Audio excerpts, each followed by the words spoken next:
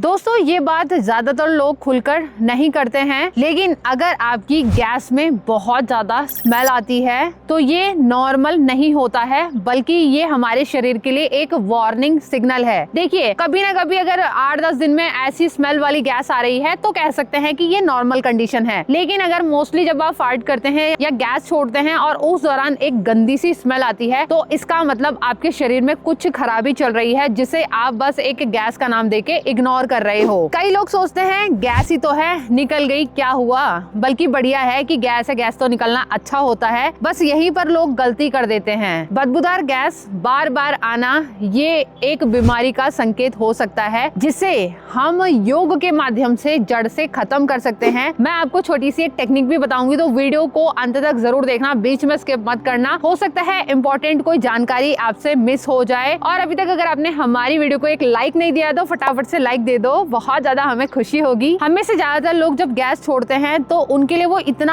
आम होता है, उन्हें ऐसा लगता है कि उन्हें किसी डॉक्टर से सलाह लेने की जरूरत नहीं है। बस सोचते हैं कि आज ना कुछ उल्टा सीधा खा लिया, शायद इसी वजह से गैस हो गई और इतनी गंदी स्मेल आ रही है। लेकिन अगर ये बदबू आपके साथ बार बार रिपीट हो रही है और खाना थोड़ा सा खाते ही आपको हैवी फील हो रहा है, पेट हर समय फूला सा रहता है, तो बिल्कुल भी ये नॉर्मल नहीं है। अभी मैं आपको ये चीज क्लियर कर देती हूँ। ये एक बहुत बड़ा संकेत है कि आपका जो पाचन है वो अंदर से गड़बड़ा रखा है, बिल्कुल भी सामान्य नहीं है। अब समझिए असली वजह बदबूदार गैस की। खाना आपका पचने की जगह अगर सड़ रहा होता है तो ऐसी कंडीशन में आपकी गैस में बहुत गंदी बदबू आती है। ऐसा तब होता है जब हमारा डाइजेशन यानी पाचन अच्छे से खाना नहीं पचता है, तो ऐसे में खाना ठीक से पच नहीं रहा है, पेट में अच्छे से फर्मेंट नहीं हो रहा है, इसलिए वो बार बार गैस बदबू वाली छोड़ता है, यानी सड़ा हुआ खाना, इसलिए बैड स्मेल। दूसरा कारण कब्ज और गंदा पेट। अगर आपका डेली बेसिस पे पेट साफ नहीं होता है, हमेशा कॉन्स्टिपेटेड यानी कब्ज आप फील करते रहते हो, तो ये लाजमी है कि आपको फार्ट के दौरान गैस में स्मेल आ सकती है। तीसरा कारण हो सकता है गट बैक्टीरिया। हमारे पेट में गुड एंड बैड बैक्टीरिया दोनों पाए जाते हैं। अगर आप ज्यादा जंक फूड खाते हैं, फास्ट फूड खा रहे हैं, मीठा खा रहे हैं, तला भुना मसालेदार खा रहे हैं, तो इससे आपका डाइजेशन गड़बड़ रहेगा और ऐसे में आपके जो गुड बैक्टीरिया है वो धीरे धीरे खत्म होने लगेंगे और जो बैड बैक्टीरिया है वो आपके शरीर में धीरे धीरे बढ़ने लग जाएंगे। चौथा और अंतिम कारण हो सकता है कि आपके लीवर में किसी तरीके की कोई गड़बड़ी चल रही हो। कभी कभी बदबूदार गैस का एक कारण ये हो सकता है कि आपका लीवर किसी तरीके से कमजोर हो गया है या फिर फैटी लीवर हो गया है, जिसमें लीवर के ऊपर फैट की यानी चर्बी की परत सी जमने लग जाती है। तो ऐसी कुछ कंडीशंस भी होती है जिसकी वजह से आपको पेट में खाना अच्छे से डाइजेस्ट नहीं होगा, लीवर अच्छे से काम नहीं करेगा, तो आपके गैस में बदबू आएगी। लेकिन अच्छी खबर ये है कि इसका जो इलाज है वो अंदर से ही है। बिना किसी दवाई के हम अपनी इस परेशानी को जड़ से खत्म कर सकते हैं और इसमें सबसे ज्यादा असरदार है ये वाले योगासन जो मैं आपको बताने जा रही हूँ। लेकिन अभी तक अगर आपने हमारे चैनल को सब्सक्राइब नहीं किया है तो फटाफट से सब्सक्राइब कर दो और बेल आइकन को ऑल पर प्रेस कर देना, तभी तो आपको इसी तरीके की वीडियो के अच्छे अच्छे नोटिफिकेशन टाइमली मिलते रहेंगे। तो सबसे पहला जो जरूरी हमारा योगासन है वो है उकड़ू आसन, इसे हम मलासन भी कहते हैं। सिंपली अपने दोनों पैरों को इस तरीके से करते हुए बैठ जाना है, जैसे हम इंडियन टॉयलेट पे बैठते हैं ना, सेम उसी तरीके से बैठना है।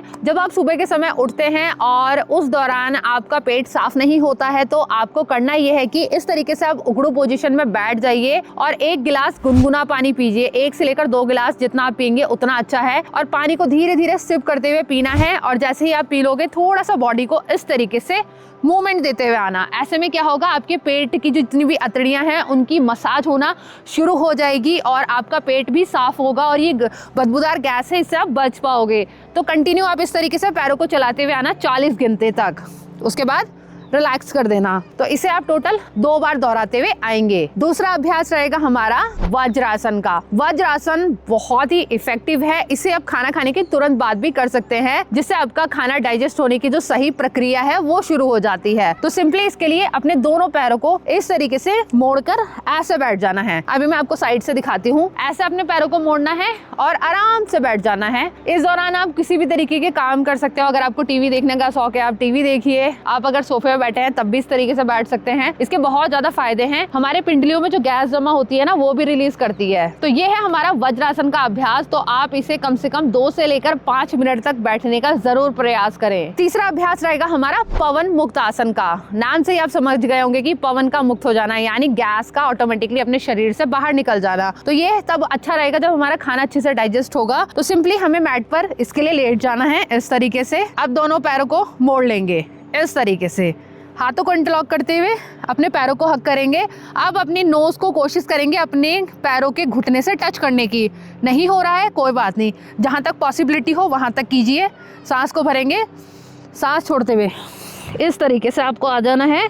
इससे पूरा दबाव आपके पेट पे पड़ेगा और आपकी गैस की जो बदबूदार सिचुएशन है वो आपकी सामान्य होना शुरू हो जाएगी।